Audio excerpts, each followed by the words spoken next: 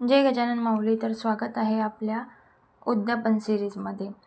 तर आज बघा आपण साधी सोपी आहे पटकन होणारी अशी फुलांचीच रांगोळी काढणार आहोत. आणि हे आपली कमळ तर खूपच छान झाली आहे, त्यामुळे ते आपण कशाही प्रकारे आपल्या डेकोरेशनमध्ये ॲड करू शकतो. तर मी समईवरून त्याला खाली उतरवलं आहे.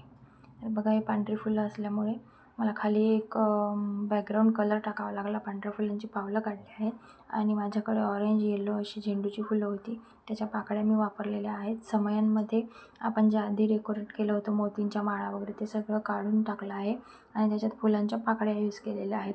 तर बघा अशा प्रकारे पण तुम्ही छान सजवू शकता आपली पूजा.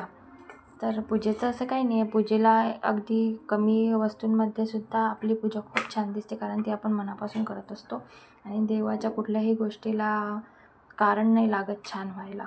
तर बघा आपली आजची सजावट कशी वाटली नक्की सांगा. थँक्यू.